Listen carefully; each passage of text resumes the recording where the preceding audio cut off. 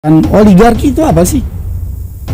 Kekuasaan segelintir orang, baik ekonomi maupun politik ya. Oligarki. Kalau mereka apa?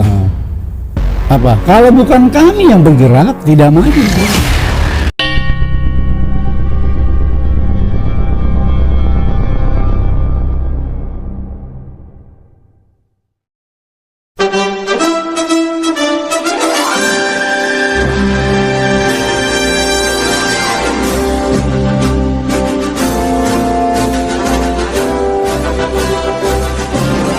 Bismillahirrahmanirrahim. Assalamualaikum warahmatullahi wabarakatuh. Salam nasional, Sugeng Rahayu, Horas. Pemirsa LKSB yang budiman, kembali lagi bersama saya Bung Gofur, host yang fenomenal di alam semesta. Hari ini atau malam hari ini kita telah kedatangan tokoh istimewa, our special guest. Beliau adalah tokoh pendidik, tokoh aktivis, mantan aktivis 98 yang memang tidak hingar-bingar di atas panggung, tapi beliau adalah juga pelaku sejarah 98. Beliau telah banyak memiliki kiprah yang luar biasa di dunia sosial, terutama dunia pendidikan, pendidikan tentang banyak hal ya, terutama pendidikan tentang sekolah anak-anak SD, SMP, SMA. Concern beliau di situ lebih dari 2 dekade kalau nggak salah. Siapakah beliau? Kita sambut tokoh kita, Mr. Halomoan Siagian. Selamat datang Bang Lomo ya, kita panggil Bang Lomo ya. Terima kasih Bang Gopur. Ini yang kedua ya Bang ya? Perdana pernah di awal COVID. Di awal COVID ya. Waktu itu kita membahas mengenai masih adakah ruh pendidikan gitu ya. Oke. Terima kasih Bang Lomo sudah datang di studio mini LKSB lantai 2. Bang, ini tema kali ini mungkin melanjuti tema-tema sebelumnya. Sebelumnya ada seorang praktisi spiritual, ya. Abah Iwan, tentang hilangnya ruh kebangsaan kita. Ya. Ini terkait dengan 79 tahun Indonesia sudah merdeka. Ya, artinya ini usia yang sudah cukup tua ya, cukup uzur kalau ukuran manusia, udah mau 80 tahun gitu. Betul. Nah, ini saya sekedar mereview, rewind. Jadi kalau kita lihat kembali, para founding fathers ini punya tujuan, Betul. punya cita-cita, bahkan memproklamirkan Indonesia merdeka itu tentu punya tujuan dan cita-cita sekaligus amanat yang mulia ya, amanat proklamasi melalui Undang-Undang Dasar, pembukaannya, kemudian ada segala sumbernya Pancasila. Di situ perdebatan yang begitu panjang, dengan model dan perspektifnya masing-masing dari, terutama dari para panitia 9 ya gitu. Nah, kalau saya masih ingat, kalau nggak salah Bung Karno itu bilang kita mendirikan negara itu bukan seminggu 2 minggu, bukan sewindu 2 windu, tapi Indonesia merdeka yang selama-lamanya. Dengan landasan-landasan ideal tentang Pancasila dan seterusnya. Nah, kalau kita melihat fenomena atau situasi kondisi kebangsaan kita dewasa ini, menurut saya ya Bang ya, itu kayaknya jauh panggang daripada api. Ya. Antara realitas dengan yang dicita-citakan, apalagi yang diamanat. Ini amanat loh. Kalau dalam terminologi Islam, amanah itu kan ini apa namanya, sesuatu yang wajib dilaksanakan. Itu menjadi sebuah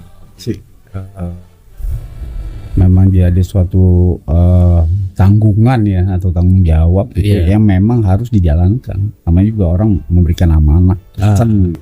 Pesan itu pesan yang seperti apa ya? Memang pesan yang Ya dengan sendiri orang yang ditinggalkan amanah itu tuh harus menjalankan. Nah, iya. Setidaknya dia punya upaya ya semaksimal mungkin lah Ya. untuk menjalankan amanah tersebut. Kalau dalam Islam yang saya tahu, kalau orang tidak menjalankan amanah bisa berdosa. Betul. Nah, Betul. apalagi ini amanah kebangsaan. Betul. Wah, ini menanggung 270 juta orang lebih gitu. Ya. Nah, ini kan nggak boleh main-main. Betul. Nah, kalau kita lihat berita ya terakhir ya, kayak kemarin kasus korupsi timah 300 triliun. Kemudian ini kalau kita bicara politik praktis, misalkan kayak kondisi pilpres kemarin, ada indikasi, ada asumsi tentang sosok penguasa yang ingin memaksakan mendorong koleganya, mendorong anak-anaknya untuk menjadi sesuatu di republik ini gitu, menerabas undang-undang, memaksakan undang-undang, dikulak-kulik lah pokoknya. Terakhir menjelang pilkada DKI atau pilkada serentak saja, menurut laporan di televisi, inisialnya Metro TV lah,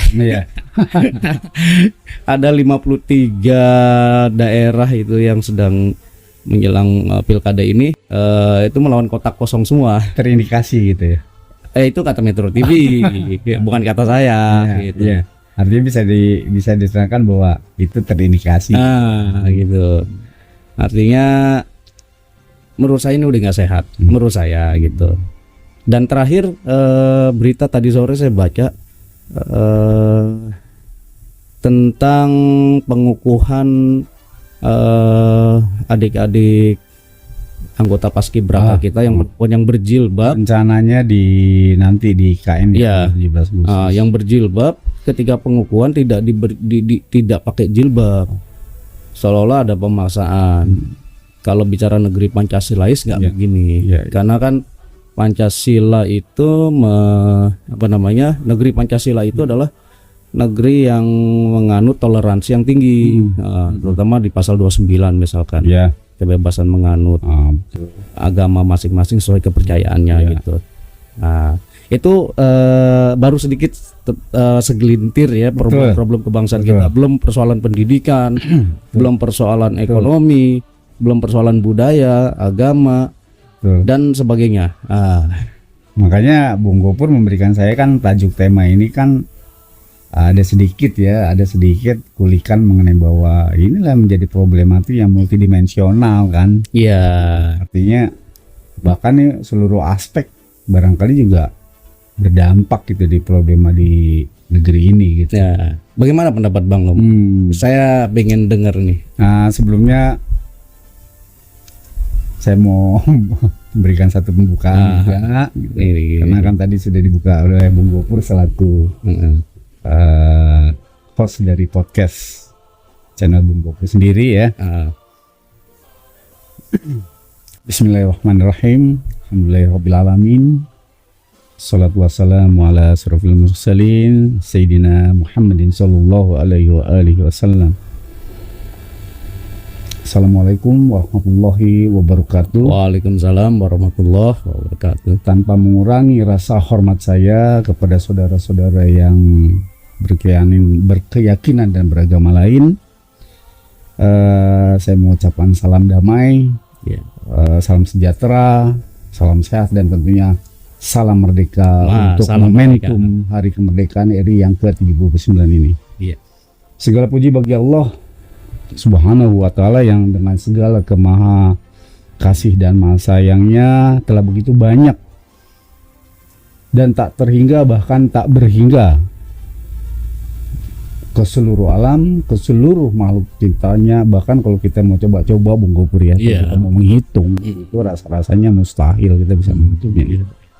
Salawat serta salam juga kepada Rasulullah Muhammad SAW beserta keluarga, sahabat, pengikut dan umatnya hingga pada waktu yang hanya Allah Ta'ala sajalah yang maha tahu. Assalamualaikum, sekali lagi saya ulangi Bung Gopur tadi. Waalaikumsalam. Kepada Bung Gopur selamat malam, sehat selalu, dan mudah-mudahan selalu dilancarkan setiap langkah dan usahanya. Amin ya Allah. Demikian sebaliknya Bung. Terima kasih Bung. Oke. Terus terang saya sangat berterima kasih pada kesempatan luang, waktu, dan muncul kembali nih. Tadi Bung Gopur sudah ngangkat bahwa kita pernah ya di acara Siadakah Ruh Pendidikan, Pendidikan kita. Ya. Nah, barangkali masih pada pola sersan ya Bung? Bagaimana? Masih pada pola sersan. Oh, sersan. Serius? Sampai santai. Lebih santai. Sebenarnya saya banyak nih saya mau bilang pemirsa apa netizen ya mungkin saya bilang netizen ya, mungkin barangkali para pencintanya channelnya Bung Gopur. Iya, amin. Memang kita lebih cenderung ini obrolan loh ketimbang kita dialog ya Bung ya. Kenapa? Saya anggap dialog kok agak sedikit semi formal ya. Sebelum kalau obrolan kita kan serasa.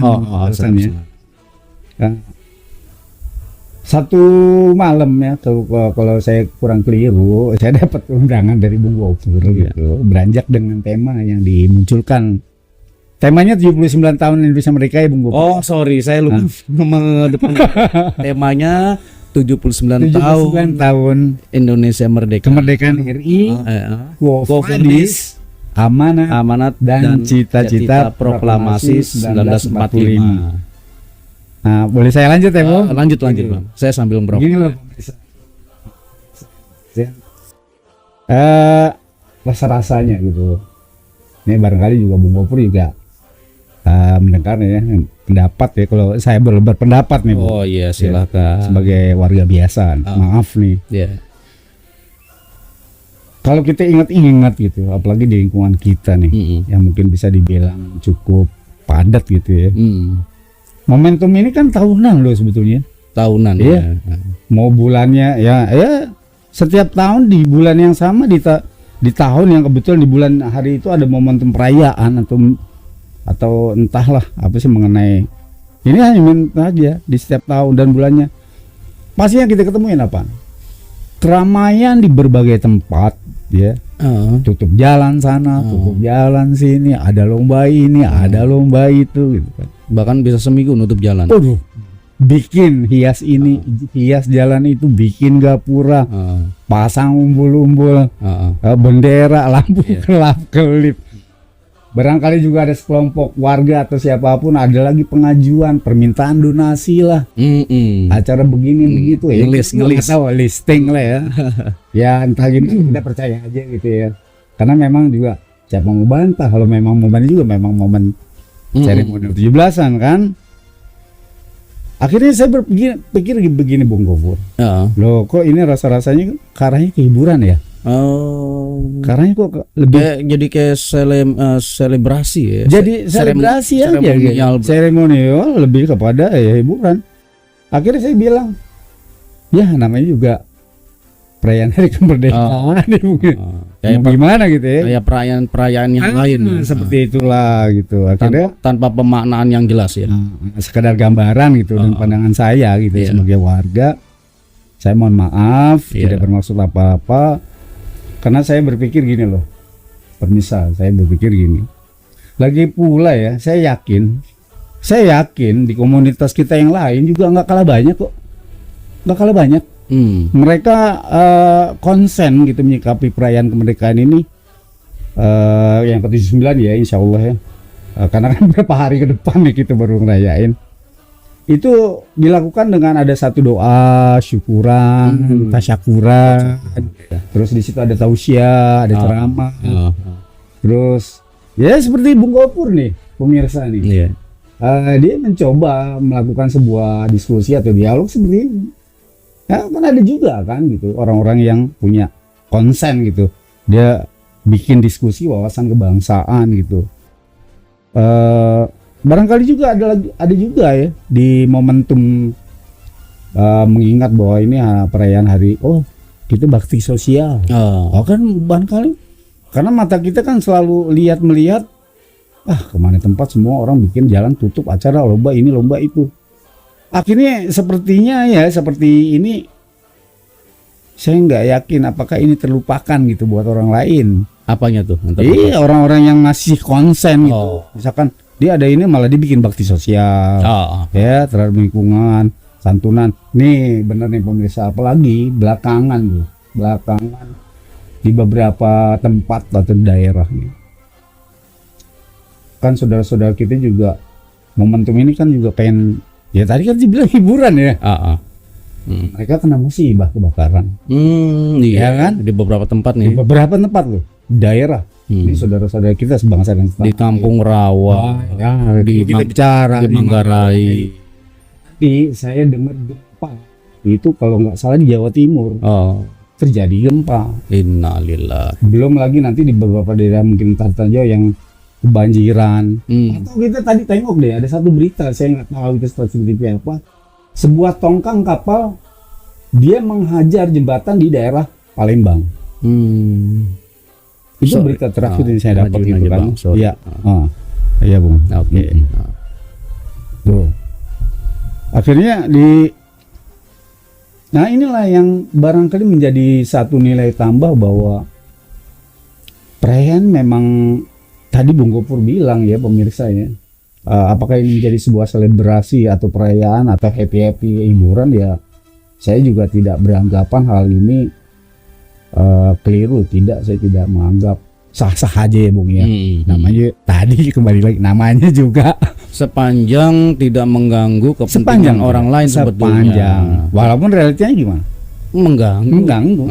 Yang mau dagang pagi buta terhalang jalan. Atau gini, Bung Gopur berkunjung ke teman atau saudara atau ada yang atau yang sakit, kebetulan daerah jalannya memang aksesnya hanya itu jalannya, ketutup ya kan.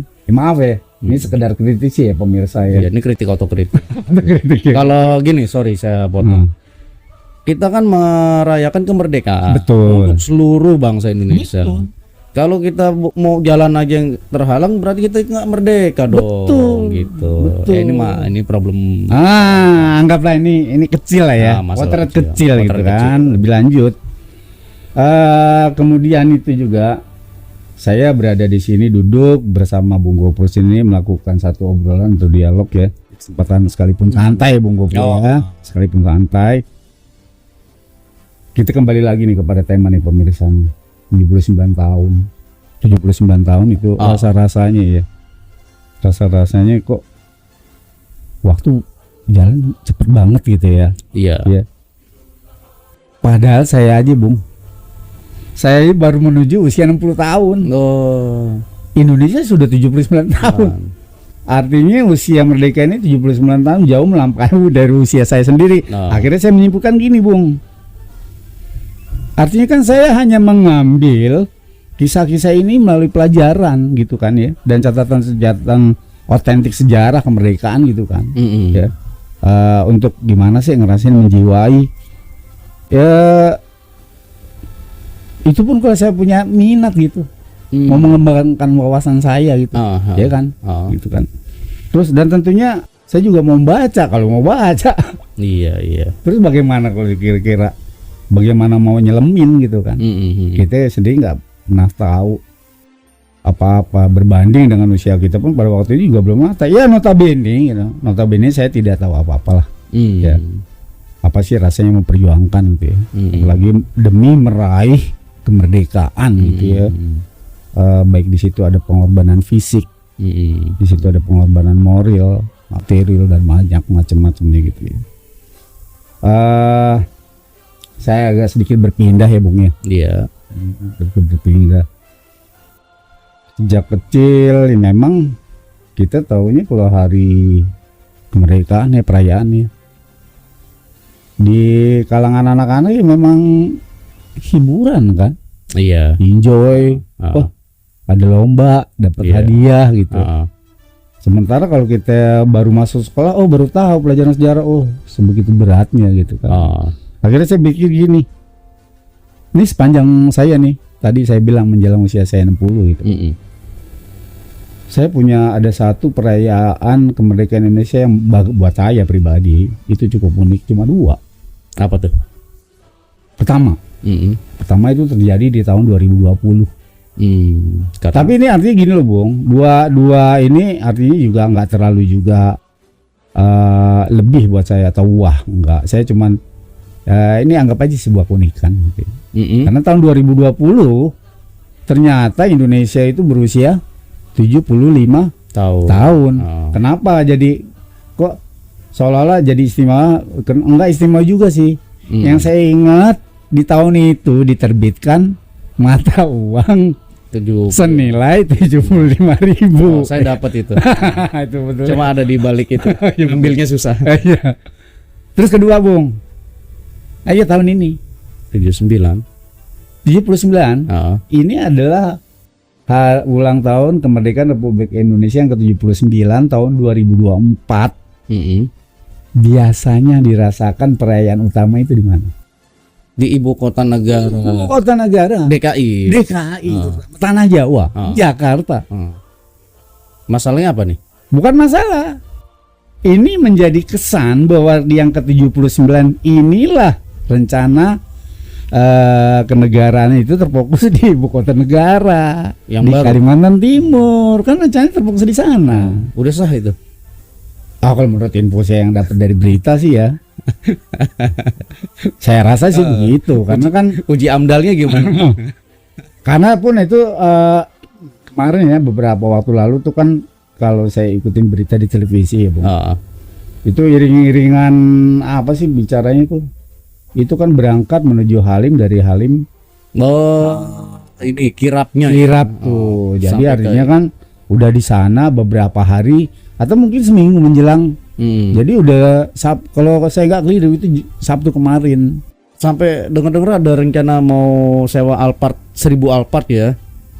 Untuk yang itu saya cuma dapat rumor gitu. Saya belum tahu menghabiskan dana sekian besar. Malah sementara yang tadi berita dapat saya sampaikan ada keluhan beberapa pengamat terhadap istana Garuda ya yang dengan punya latar belakang besar itu, mereka ngeluh terhadap estetik warna maupun apa gitu. Itu saya nggak tahu lah teknik mekanisme itu, saya kurang gitu tahu ya. Akhirnya kembali nih Bung tadi dua hal tadi kenapa sih? Enggak, saya cuman mau anggap aja di pikiran saya barangkali ini yang paling saya kenang di hari kemerdekaan tuh ya tadi 2020 ya sama 2024. Iya, 2020 juga awal Covid ya. Kebetulan juga itu kan sesuatu yang bersamaan insidensial gitu kan. Insidensial seperti sesuatu yang direncanakan, enggak juga, emang insidensial dan eksidensial gitu ya. Padahal negara bangsa lagi susah, lagi Covid, bangun ibu kota baru bisa gitu. Ini kan kritik otokritik. Ya enggak apa-apa. Nah, kembali nih. Lagi-lagi saya kadang-kadang ya sebuah tema itu saya pelajari Bung Puput tadi yang ngedepankan Quo Vadis tuh. Iya, ini mau dibahas sebenarnya gini Pak. Mau dibawa kemana? Jadi gini. Betul. Kemarin juga diskusi kemarin juga sama kritiknya. Kita mau mendahulukan pembangunan fisik atau pembangunan moral bangsa gitu. Kalau Bung Karno bilang kan revolusinya belum selesai. Memang gitu. Penting mana pembangunan moral dengan moral. Bukan saya mendikotomi lebih penting pembangunan moral ketimbang pembangunan fisik. Maksudnya dua-dua itu penting, tapi lebih prioritas mana gitu. Kalau kita melihat perilaku moral para pejabat yang korupsi, ya ini fakta aja ya. Kita sama-sama tahu yang korupsi, yang moral politiknya juga rendah gitu. Banyak sederet persoalan lah. Ya artinya gini Bung. Jadi saya ngulik dulu nih. Quo Vadis. Saya coba cari loh. Saya coba cari ngerujuk ke Collins Cobalt English Dictionary ya. Apa sih kosakata ini? Ternyata kalau saya kira-kira akan kemana? Dibawa kemana? Akan kemana atau mau dibawa? Kalau nggak salah ini dari terminologi Yunani. Kemudian saya ambil lagi satu lagi rujukan. Saya ngambil 2 rujukan. Satu lagi saya ambil dari Longman Dictionary of Contemporary English ya kan. Akhirnya saya lihat di Longman dia memaparkan akan menjadi apa. Malah ada tambahan atau dengan kata lain ya. Longman itu menambahkan bagaimana membangunnya justru. How to build. Justru how to buildnya gitu. Supaya kan tadi kita bicara amanat loh. Nah itu yang tadi di awal Bung Gopur ke depan itu ngeri juga gitu. Ini amanat loh. Artinya amanat inilah founding father yang upayakan, yang mereka perjuangkan sehingga meraih kemerdekaan gitu. Kemudian menghasilkan sebuah bentuk dari preambul ya, pembukaan undang-undang dasar ya. Waduh, itu mulia banget loh Bung isinya. Itu mulia banget. Mulia sekali. Makanya saya tarik garis Quo Vadis akan kemana dibawa gitu. Sementara kalau kita lihat realita ya, tadi saya jelasin amanat apa yang dipesankan dan diwariskan para founding father ini terhadap ini apa nih menarik ini? Terus terhadap arti kemerdekaan yang bebas dari belenggu penjajahan. Berarti kan ada amanat dong harusnya. Ini udah diupayakan loh. Udah dengan begitu banyak baik korban harta, nyawa atau apapun ya. Terus kita berkembang, bagaimana manifestasi dari kemerdekaan cita-cita proklamasi? Bagaimana nih pengejauhan tahannya? Nah itu dia Bung, itu dia. Saya mau tanya Bang, sebenarnya sorry to say gitu. Ini para elit kita nih yang di atas sana. Betul. Sebenarnya paham nggak sih, ngerti sejarah nggak sih? Betapa susahnya, betapa menderitanya, betapa perihnya meraih kemerdekaan, berkorban jiwa, raga, harta, benda, bahkan darah dan air mata untuk dikorbankan. Ini nggak sedikit, jutaan sebetulnya yang mati. Gitu. Belum lagi kita bicara masa waktu loh. Waktu itu bukan waktu yang pendek gitu kan. Artinya penderitaan itu panjang, nggak cuman bukan oleh satu negara loh. Ada Portugis, ada Belanda, ada Jepang yang real ya, belum yang boncengan ini kayak Amerika, Inggris dan lain-lain gitu. Nah tadi saya udah mengedepankan berbanding usia saya dengan usia kemerdekaan, kan saya terlampau jauh dengan kemerdekaan itu sendiri. Maksudnya gini Bung, karena memang saya terus terang aja saya agak sulit ya dalam penjiwaan ya, karena saya bukan pelaku dari pejuang kemerdekaan gitu kan ya. Artinya gini, pahlawan revolusi. Artinya ya kita cuma mensyukuri bahwa kita hidup di alam yang secara yuridik gitu. Yuridis merdeka gitu aja kan. Akhirnya saya terkenang saya. Apa yang dikenang? Kepada sebuah filosofi manusia adalah makhluk sosial. Saya terkenang gini, maksudnya tadi nih, ini terkait nih sama tadi nih, Quo Vadisnya terhadap amanat. Manusia adalah makhluk sosial, sosial yang saling berbagi harusnya, saling mengenal dan melengkapi serta saling berkebutuhan satu sama lain baik menurut golongan, kelompok, ras, suku dan bangsa.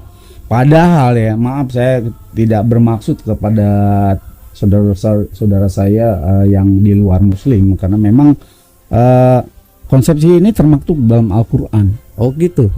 Wala ta'arufu. Kurang lebih itu di Al-Baqarah itu mengenai itu. Karena apa? Dijelaskan dalam Al-Qur'an bahwa di Allah ini menciptakan manusia kan bersuku-suku, berkelompok-kelompok, berbangsa-bangsa. Ini Al-Hujurat bisa 13 bisa. Jadi maksudnya dengan perbedaan itulah kamu saling mengenal, saling melakukan silaturahim, saling mengenal. Akhirnya kamu mengenal apa kekuatan mereka, kebiasaan mereka, begitupun mereka saling tukar-menukar, sharing gitu kan ya. Akhirnya menurut pandangan saya, seluruh kelompok manusia yang terhimpun, akhirnya saya masuk nih konteks yang tadi yang agak lebih global, masuk pada sebuah konsep dan kontekstual dari sebuah negara. Negara ini apa sih sebetulnya? Apa tuh? Kalau bicara kelompok manusia, pastikan ini kan negara ini terbentuk dalam kelompok manusia itu terhimpun kita bagi ya, misalkan kita break. Oh, ada pejabatnya. Artinya kan ada pejabat negara, artinya ada orang-orang yang melakukan aparatur pemerintahan, penguasa ya. Ada sipilnya, ada militernya, ada pengusahanya, ya ada rakyat jelatanya, macam-macam lah. Ada orang gembelnya ya. Betul. Jadi di situ kan banyak. Itulah terhimpun. Nah, semua kita pastikan semua memiliki peran.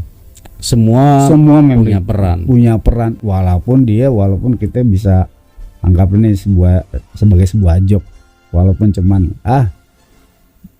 perannya peran penderita, objek penderita ya, anggap saya banget peran penderita, objek penderita, protagonis. Artinya kan gitu kan.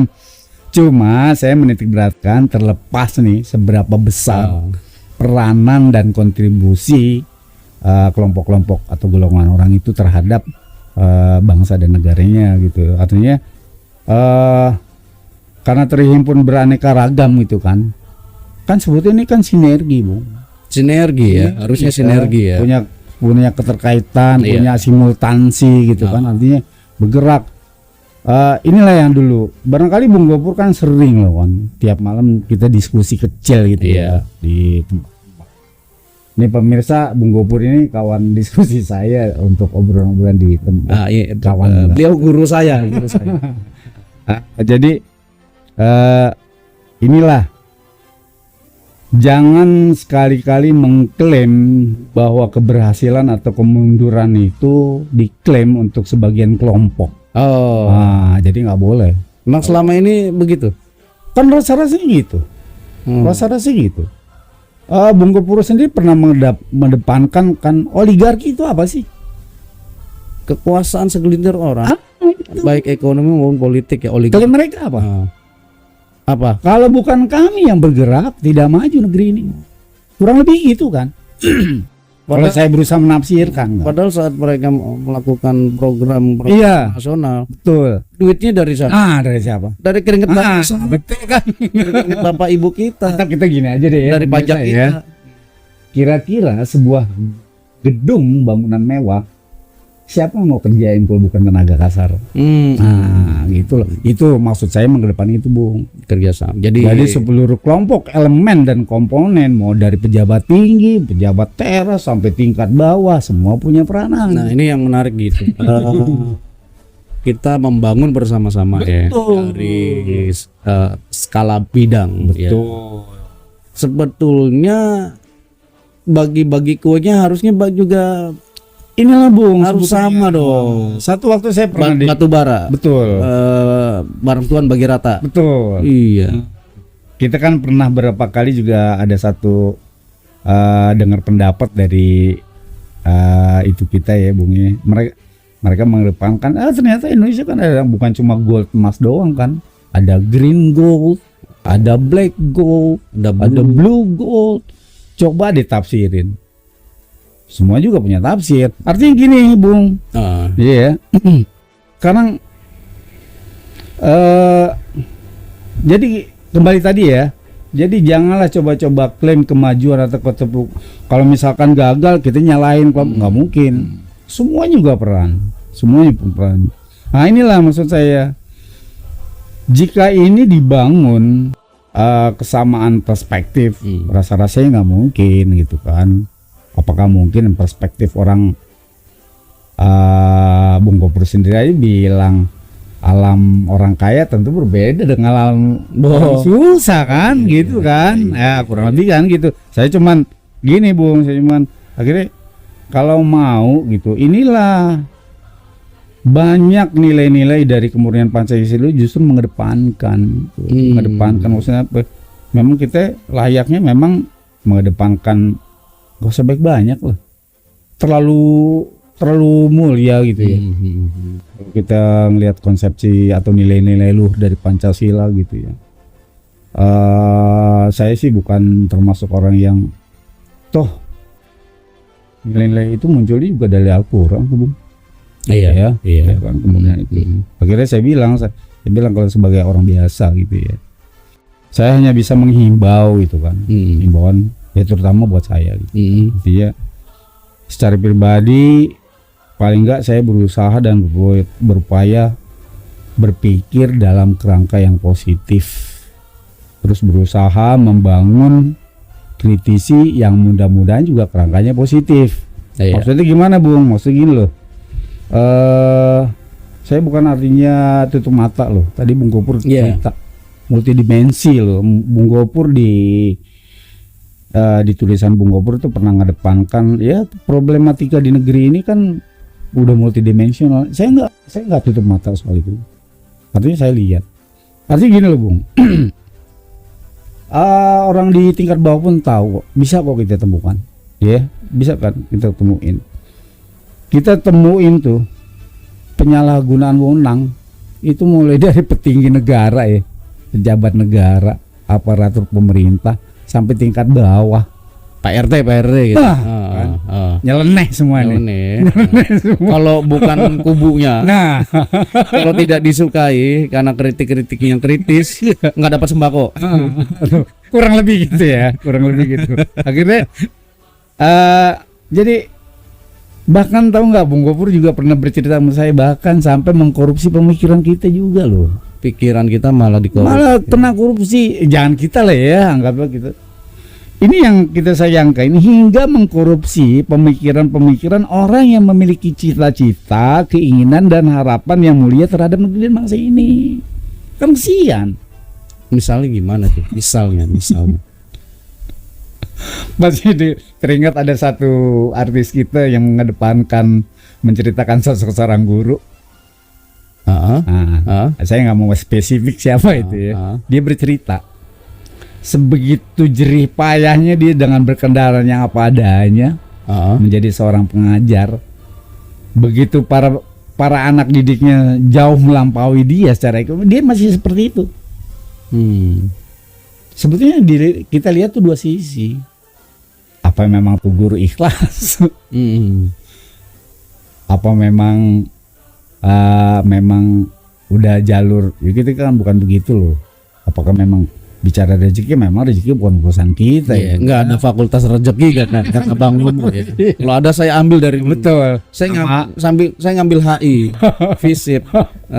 Diplomat juga enggak.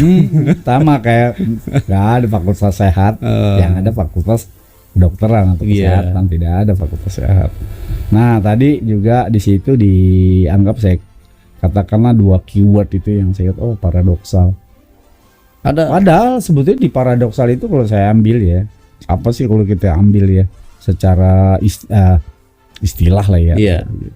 Ternyata paradoksal itu memiliki makna-makna yang sebenarnya bertentangan gitu kan. Dia bertentangan, berlawanan dengan pendapat umum gitu. Kontraproduktif. Yang normatif gitu kan. Dia berbantahan. Tapi atau kebenaran, tapi kenyataannya mengandung apa? Mengandung kebenaran. Gimana maksudnya gimana? Apakah saya potong, apakah Mr. Halomon ini ingin menyatakan antara amanat cita-cita proklamasi 1945 dengan hari ini yang ke-79 tahun kemerdekaan kita terjadi paradoksal, terjadi bahkan deviasi, penyimpangan? Bisa dibilang sebetulnya kan tadi saya ke depan itu sebetulnya tema ini sebetulnya menggelitik loh Bung, menggelitik loh buat orang-orang yang memang berusaha untuk konsen atau sedikit peduli ya. Ada paradoksal ya? Ada pasti. Ya seolah-olah atau sebuah perbandingan lain ya. Barangkali terkait dengan namanya ada yang istilahnya status quo gitu. Orang-orang status quo. Iya, atau bisa aja orang-orang yang dinyamankan dengan rezim hari ini gitu ya. Akhirnya seperti itu gitu nih. Di sini kan saya lihat nih. Akhirnya tapi kenyataan mengandung problematika dan permasalahan negeri dengan bangsa ini seolah masuk pada titik multidimensional itu yang seperti Bung Gopur paparkan ya. Dengan kata lain terjadi di seluruh aspek kehidupan nyata dari tingkat petinggi hingga ke rakyat bawah. Itu dia Bung, maksudnya saya cuma menyampaikan kepada Bung Gopur, dialog ini tuh sebetulnya rasa-rasanya nggak pernah cukup waktu ya terutama. Kayaknya dengan waktu yang sangat terbatas kita bicara atau ini sangat panjang, terlalu mewah dialog atau diskusi nasionalisme di kalangan masyarakat bawah. Apa hanya cukup makan paradoksal? Iyalah, udah cukup kan gitu kan. cukup bisa makan pagi-pagi nasi uduk aja udah bagus gitu. Paradoks juga. Siang makan warteg, malam nasi padang. Waduh, enak banget. Akhirnya kurang lebih menjadi gitu tuh. Bang Lomo melihat begini nggak? Tadi kan Bang Lomo bilang kita tuh harus saling bahu-membahu. Dalam membangun bangsa harus ada sinergi gitu. Harus ada sisi sosial gitu. Homo homini socio. Homo homini socio. Jangan seperti jangan homo homini lupus. Ya. Manusia adalah serigala terhadap sesama. Homo homini lupus gitu. Ada kecenderungan gitu nggak? Ini pejabat nih yang korup-korup, kita fair-fairan aja. Iya. Dia bagi serigala bagi kita ya. Memang begitu ya. Itu baru kita. Banyak beberapa kasus itu maaf ya, saya tidak mau mengedepankan departemen, di kalangan internal departemen sendiri itu pun begitu kejadian, saling menyeringai. Banyak kok, kita sering membahas kok. Atau mohon maaf ya, di beberapa medsos yang kita tahu ada beberapa tokoh-tokoh dia juga bukan pangkat-pangkat yang sepele. Kenapa dia harus bergeser? Katakan sesama-sama anggota, dan dia juga punya pangkat yang bukan remeh gitu. Kenapa dia harus tinggalin? Kenapa dia harus meminta maaf? Terjadi apa di sana? Kan kalau logikanya tadi belum Bung Gopur homoni pulpus, kalau kita cuma jadi mangsa doang, mereka jadi predator sih, itu sih wajar aja. Kalau terjadi kok. Sampai-sampai ada ketua umum partai besar dikorbanin, tahu-tahu mundur. Atau dikorbanin. Maksud saya gini loh, Bung. Hal-hal yang seperti ini rakyat bawah juga ngelihat gitu. Artinya ya kami orang-orang kecil nggak tutup mata kok. Cuman kan ya saya tadi kembali menghibau ya, mencoba untuk berpikir kerangka positifnya berpikir dengan kerangka positif aja kan. Akhirnya memang kita nggak bisa ngelak atau bisa hindari gitu. Sebenarnya yang terjadi ada semacam ini nggak sih Bang Lomo nih, semacam insulasi, ada sekat antara masyarakat elit dengan masyarakat sulit, tingkat bawah, grassroots. Ada sekat nggak sih sebenarnya? Coba aja kita rasain. Ada kan? Kenapa muncul? Soalnya kan gini, ini kalau bicara perayaan kemerdekaan, semua gegap gempitan nih. Enggak yang di IKN, enggak yang di Kampung Rawa. Betul. Sama-sama gitu. Tuh orang-orang kalangan atas tuh biasa-biasa aja kok. Sama-sama ingat ini perayaan Hari Kemerdekaan Indonesia ke-79. Tapi maknanya sama-sama ngerti nggak? Itu yang dari awal ke depan nih, lebih kepada ke arah hiburan saja. Kan? Apa problem mendasar dari bangsa kita sih sebenarnya? Saya punya pendapat sendiri, Bung Gopu. Apa tuh? Nah, lagi-lagi mohon maaf, saya cuma orang biasa gitu ya, cuma pemerhati di dunia pendidikan ya. Saya cuma punya pengharapan kepada pemerintah rezim sini nih, yang pada saat ini mungkin dia akan berkuasa. Ya paling tidak dia memiliki itikat ya untuk dunia pendidikan lah.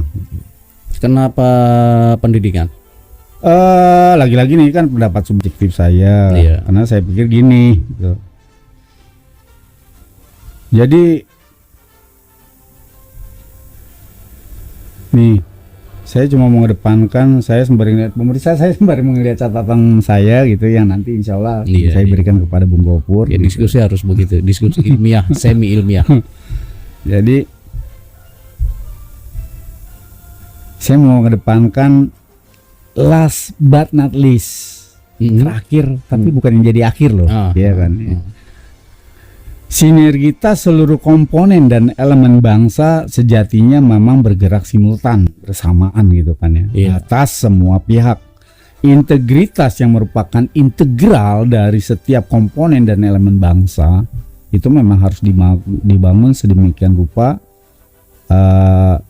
sedemikian mungkin sebagai sebuah keutuhan bangsa. Nah, sebagai orang biasa ya, agak sedikit pemerhati tadi saya depankan dunia pendidikan. Anggaplah saya hanya sekedar punya harapan kepada pemerintah gitu. Ya paling enggak mohon dimudahkan atau mempermudah untuk anak bangsa, anak negeri untuk bisa mengenyam dunia pendidikan. Ya, mulai dari taraf pendidikan paling bawah itu sehingga paling tinggi, kalau bisa setinggi mungkin gitu. Saya lagi dasar objektivitasnya saya ada gitu. Dasar objektif loh. Artinya terbukti gitu. Ini Indonesia kan kaya. Kita pernah ngedepanin ini di masih ada Kahru ya. Kaya loh, Bung. Artinya jika pemerintah rejim yang mungkin berkuasa pada sini punya itikat, punya kemauan gitu kan, itu kan bisa dikelola, Bung. Saya terus terang orang yang tidak mampu mengatur mekanisme perencanaan di sebuah komunitas, terus terang saya nggak bisa. Paling tidak gitu kan. Paling tinggal bagaimana etikat membangun rejim. Itu tadi atas dasar objektivitas Allah memberikan karunia kepada Indonesia itu baik dari alamnya kaya nggak? Nah ini menarik nih. Geografinya kaya nggak? Kaya sekali. Budayanya luar biasa. Satu waktu kan Bung Gopur pernah memberikan satu buklet kecil itu kan. Indonesia Rumah Kita. Itu karangan seorang tokoh muda. Diulang lagi di podcast yang kali. Nggak apa-apa. Ini kan kadang-kadang karangan tokoh muda NU Abdul Ghafur dan Rizky Afriyono, seorang sejarawan UI. Gitu. Jadi itulah tadi saya bilang ya pemirsa, dasar objektivitas saya dengan kekayaan itu kelolalah gitu. Ini menarik tadi bicara tentang sumber daya alam. 2009 itu saya baca di salah satu koran ya 2009 itu. Sebut saja koran Merdeka.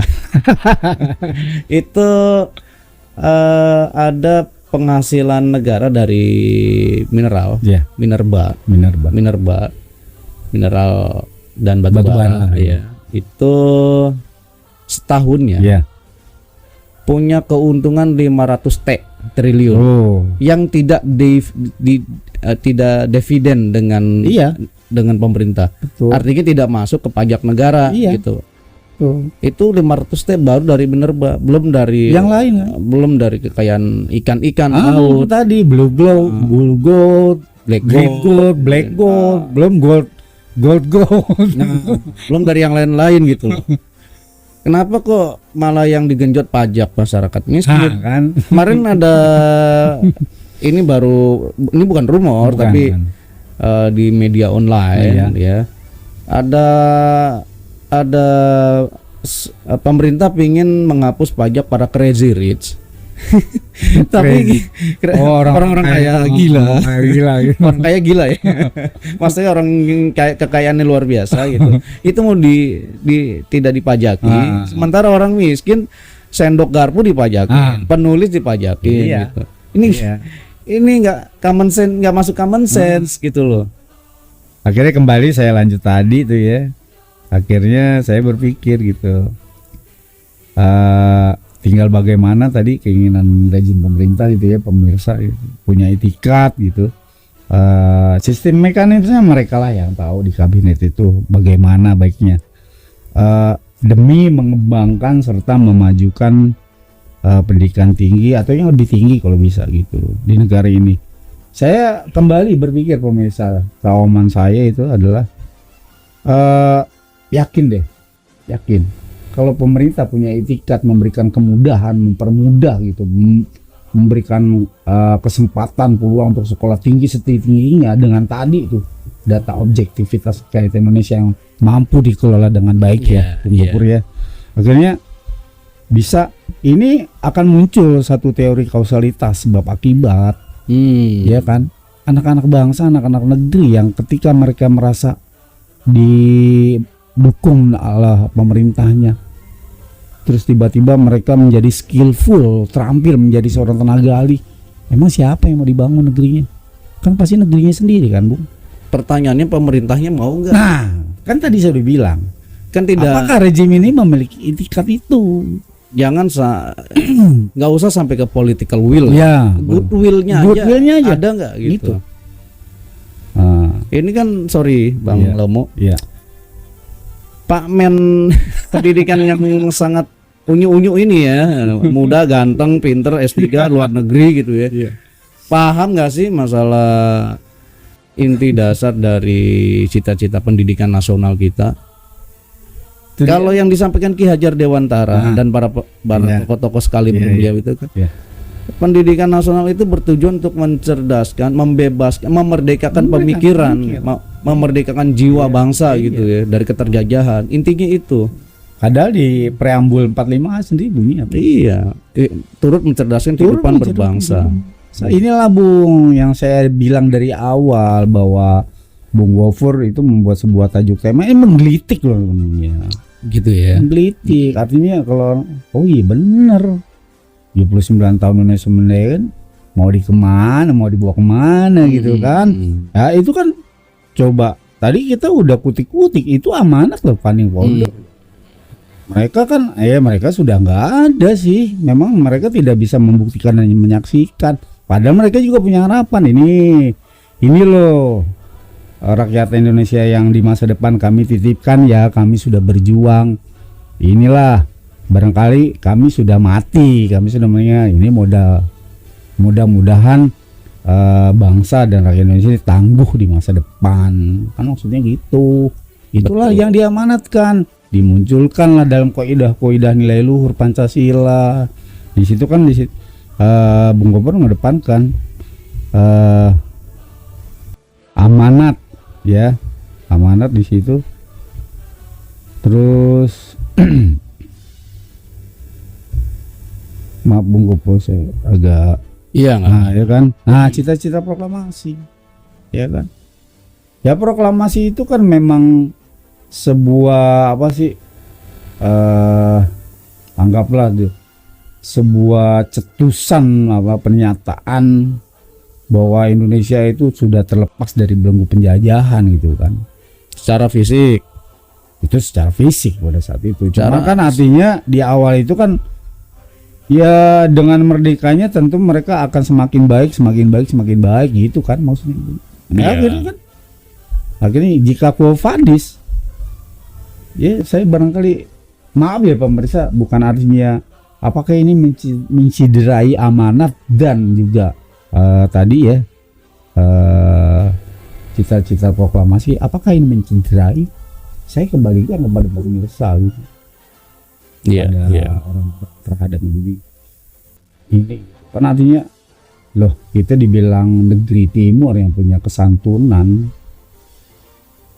Ya, lagi-lagi saya suka saya ingatkan, saya pernah diskusi sama Bung Gofur kalau zaman saya ketika saya sekolah dasar, ada beberapa teman saya yang akhirnya putus sekolah, saya masih maklum pada waktu itu. Coba sekarang, walaupun saya nggak punya data real, perhatikan aja, justru di milenial sekarang, milenial atau apa ya saya lupa, milenial banyak ya. Banyak. Apakah dulu barangkali kalau saya nggak keliru beberapa waktu pernah difungsikan Bung perangkat-perangkat kelurahan untuk mensidak anak-anak yang tinggal sekolah itu tahun berapa ya, coba sekarang ada nggak? Nah ini menarik nih. Di luar negeri ya meskipun saya belum pernah ke luar negeri sama, tapi kan teman-teman banyak yang cerita yang udah kesana. Jadi pendidikan itu untuk kelas setidaknya SD, SMP, SMA itu itu gratis dia. Dan di situ ada makanan yang bergizi. Jadi nanti ada waktu makan khusus, makan pagi atau makan siang gitu. Dan mata ajarannya nggak terlalu banyak, yang pokok-pokok saja gitu ya. Mungkin cuma ada 5 ada 7 gitu ya. Tidak anak-anaknya fokus. Maka kalau nggak sekolah itu kena sanksi justru gitu orang tuanya, karena semua dibebaskan, digratiskan sampai seragam, uniform, seragamnya, sepatu semua. Tapi kan begini juga Bung, kalau di kita itu kan kayaknya maaf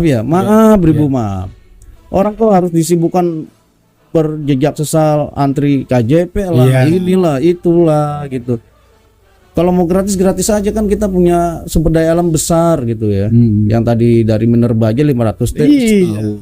Kalau hitung-hitungan saya itu 270 juta lebih kurang penduduk Indonesia tuh bisa sampai S3 semua itu.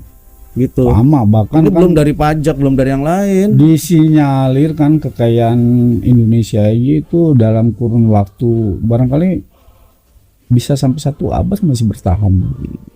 Bisa menghidupi dunia. Bisa. Ngamat Pak. Jadi jangan salah ya kalau misalkan kita ada yang berandai-andai ya.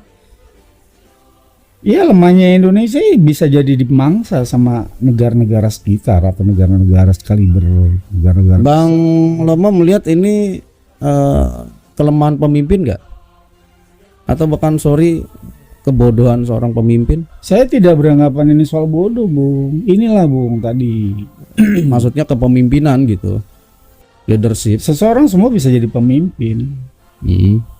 Jadi prinsip keberanian atau gini lah, Bung. Saya pernah kedepankan dalam obrolan ya.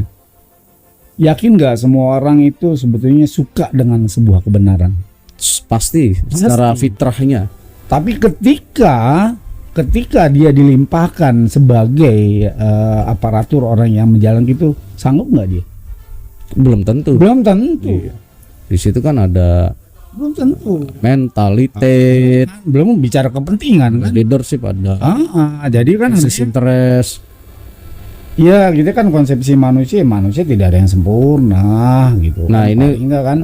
Kalau bicara kepentingan kan kita sudah punya yang namanya national interest. Ya, Kepentingan nasional. ya. Itu aja pegangannya. Itu aja. Sama Pancasila. Iya. Kalau ngaku Pancasilais, Betul. nggak cuma Betul. lip service. Kira kan seperti yang pernah kita diskusikan, apa sih kalau kita bicara moral gitu kan? Apa sih dulu kenapa ada PMP? PMP Pendidikan Moral Pancasila. Sekarang apa sih? Kan kalau P5. P5 dulu zaman saya P4. saya masih ngalamin PMP, PPKN, PPKN masih ada, masih ada kewiraan dulu di kampus. Pancasila bahkan saya pernah dapat juga. Jadi kan akhirnya ya jangan salah juga jika satu ketika orang mengatakan wah ini sih fiksi. Absurd jadinya. Absurd, cuman sekedar dongengan, legenda. Iya, Maaf ya, pemirsa ini sekedar kritisi dan otokritisi. Karena memang ini realita gitu. Buat apa juga? Tuh seorang pejabat, mereka sudah ditanggung kan, berbagai macam gitu kan, masih kurang. Udah ditanggung, dibiayai. Tinggal maaf nih, kadang-kadang ada beberapa temen ini leneh. Udah korupsi, mending dibelanjain di dalam negeri, disimpan di luar negeri. Wah. Investasinya buat orang luar negeri. Sul adab. Ini kalau bahasa kitanya sul adab ini. Jadi kan kita itu rugi, sebenarnya rugi 2 kali rugi. Ya padahal juga itu sebuah anggaplah pemikiran teman begitu. Ya bang, mudah-mudahan aja di korupsi di belanja sini. Kan juga yang dihidupkan roda produksi di dalam negeri. Iya kalau begitu. Iya. Ternyata dia lebih percaya di luar negeri dengan alasan investasi lah, dengan keamanan lah gitu kan. Ya intinya bagaimana mungkin kita mau ngambil? Bagaimana mungkin kita mau ngambil? Akhirnya itu aja Bung, saya jadi membatasi. Makanya tadi saya bilang, aduh Bung, ini memang asik loh sebetulnya. Diskusi ini memang diskusi memang asik loh, karena tadi saya bilang menggelitik. Cuma rasa-rasanya kita dengan waktu yang sangat terbatas ya. Barangkali kalau dibikin sequel atau part-part tertentu ya. Memang harus ada beberapa kerangka. Ya intinya itu aja deh. Intinya dengan tema tadi 70 tahun Indonesia merdeka ya.